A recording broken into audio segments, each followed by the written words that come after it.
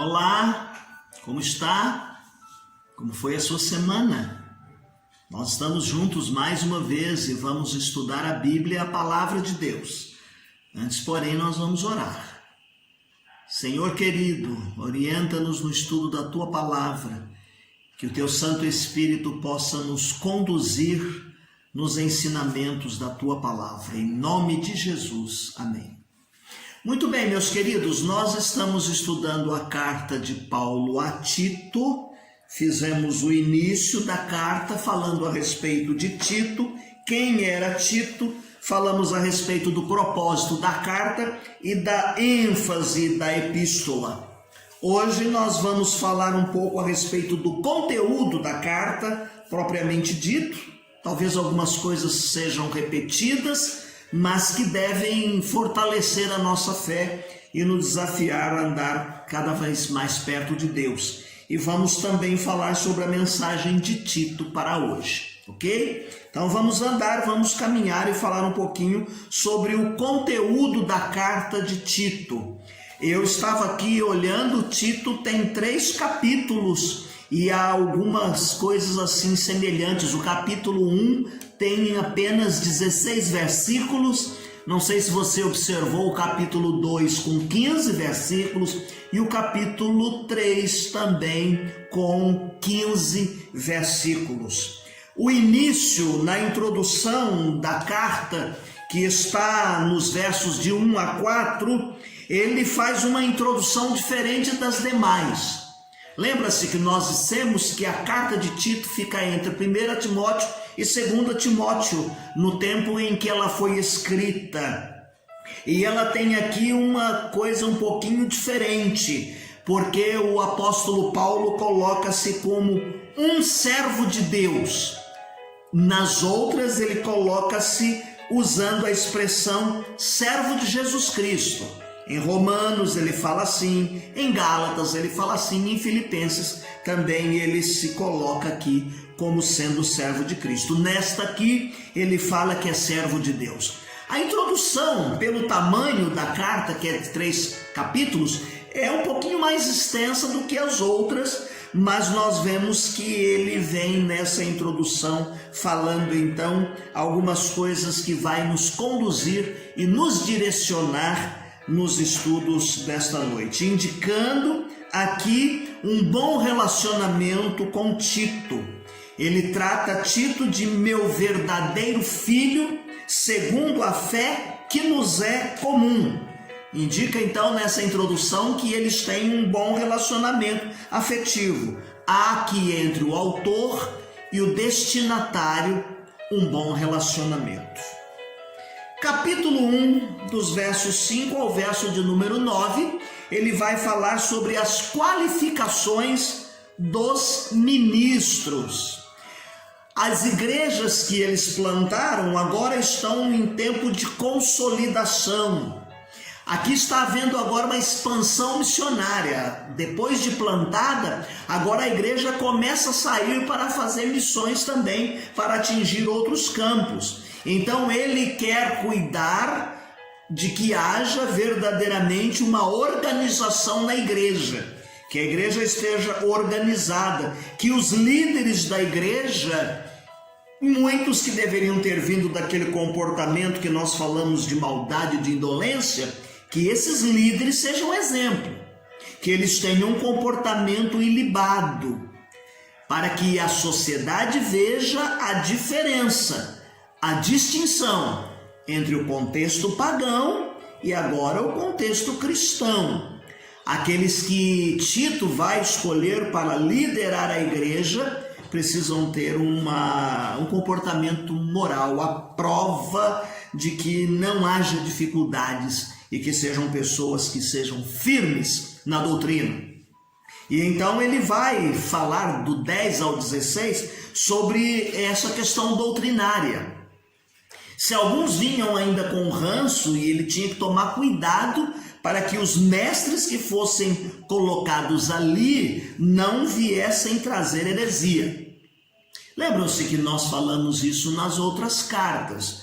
Timóteo foi muito recomendado a fim de que eles não permitissem que falsos mestres infiltrassem na igreja e que perturbassem a vida da igreja. Ele disse que eles deveriam ser repreendidos com firmeza, E aqui em Creta, ele é orientado a trabalhar isto. Lembram-se? Havia aqui uma dificuldade da lei, da graça, em que eles já estavam continuando aqui a trazer a lei e a repetir os cerimoniais e as coisas da lei, e o apóstolo Paulo estava dizendo a respeito da graça, Quando nós chegamos no capítulo 2, dos 15 primeiros versículos, eu acredito que você leu na sua leitura diária esta semana, ele vai falar sobre grupos na igreja. E quando nós citamos nas outras cartas grupos na igreja, eu faço questão de frisar que não é facção, não é divisão, não é fragmentação, mas a expressão aqui grupos na igreja é no sentido de que ele tivesse cuidado com, por exemplo, as faixas etárias na igreja. Em Creta, a igreja também tinha muitos idosos. Capítulo 2, 3 a 5, ele vai falar a respeito do cuidado com os idosos. Nós devemos tratar os idosos como se fossem nossos pais, como aqueles que são exemplo para nós, como aquele que nós devemos respeitar. Ao mesmo tempo que do verso 6 ao 8, ele vai falar sobre os jovens. E ele inclui nesse grupo de jovens Tito. Então, ao mesmo tempo que os idosos devem ser respeitados, os jovens também precisam ser valorizados e incentivados. E muitas vezes as ranhetices dos mais velhos, assim dizendo, não podem atrapalhar os mais novos e nem prejudicar a marcha do seu trabalho. Os mais novos deveriam zelar também pela sua postura, pelo seu comportamento quando colocados como líderes da igreja. Havia no seio da igreja também escravos. Nós vamos perceber na sequência do nosso próximo encontro uma situação como esta. Então, muitos dos escravos se convertiam, acompanhavam os seus senhores, mas como nós já citamos aqui, no seio da igreja, eles são igreja, eles são família, eles são corpo de Cristo. Então Tito, a semelhança de Timóteo, tem que administrar estas tensões que poderiam surgir no seio da igreja. E eles deveriam ser exemplo para os de fora. Ele diz no capítulo 2, verso de número 1, que eles deveriam ser orientados como convém a sã doutrina, tivessem uma conduta correta, tivessem um viver correto, vivessem como pessoas que foram redimidas, salvas, lavadas pelo sangue de Cristo e tivessem um comportamento cristão. Em quarto lugar, ele fala no capítulo 3, de 1 a 11, sobre a responsabilidade da vida cristã.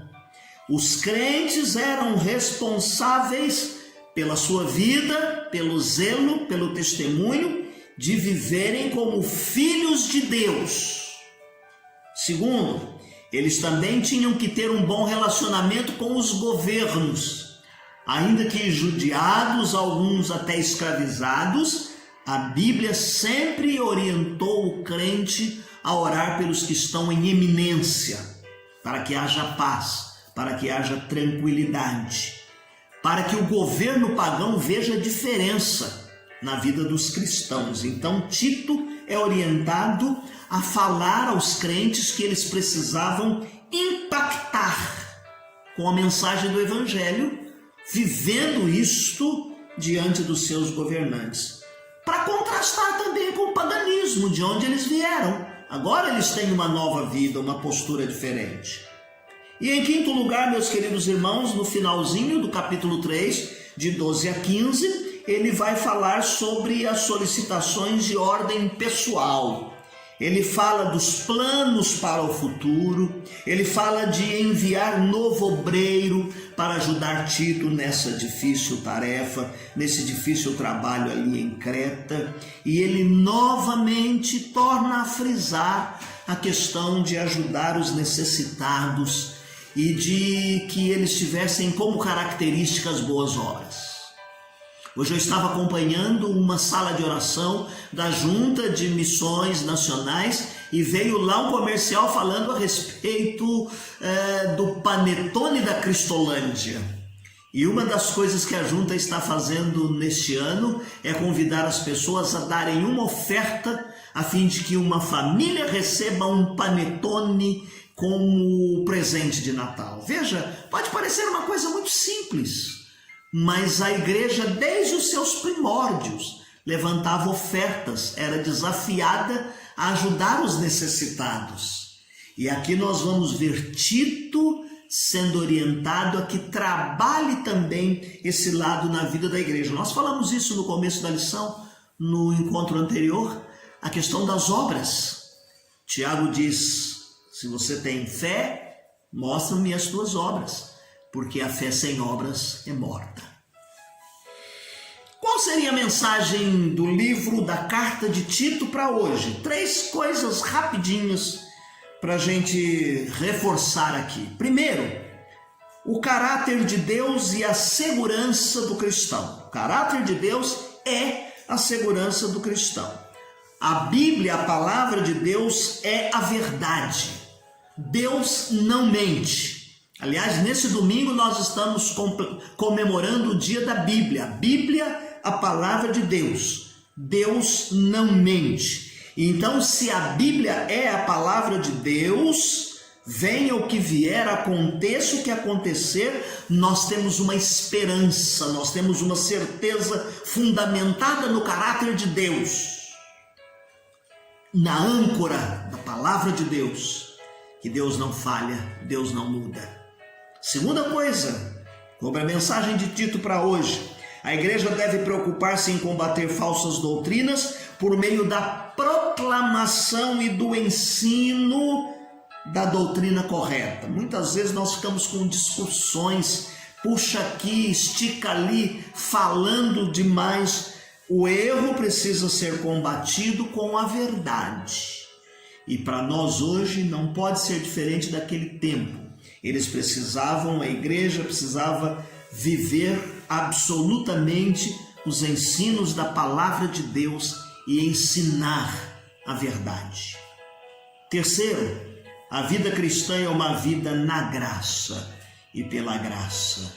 Não há lugar, portanto, para uma submissão à escravidão da lei. Pelo contrário, a graça de Deus é aquilo que nos satisfaz, nos edifica, é aquilo que nos guia nos dias de hoje. Não pode haver caminhos paralelos. Pela graça fomos salvos. Vivemos pela graça e a misericórdia do Senhor.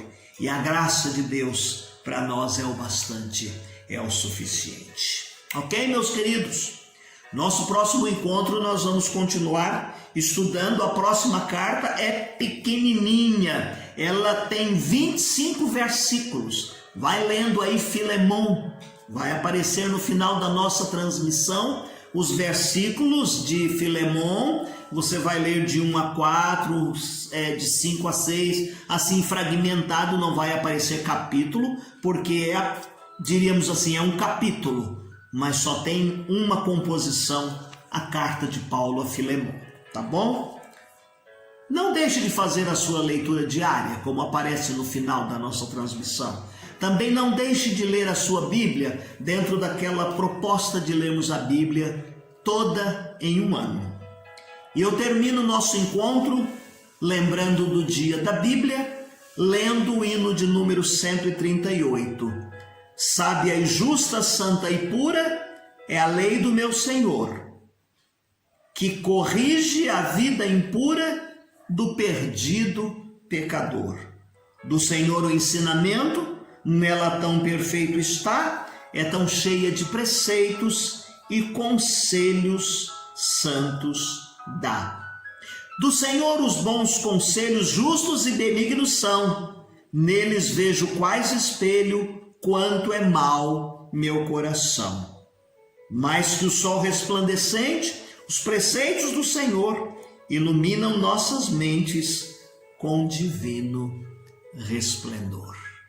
Que Deus te abençoe. Que a palavra de Deus, a Bíblia, seja lâmpada para os nossos pés e luz para o nosso caminho. Tenha uma semana feliz e abençoada. Deus te abençoe.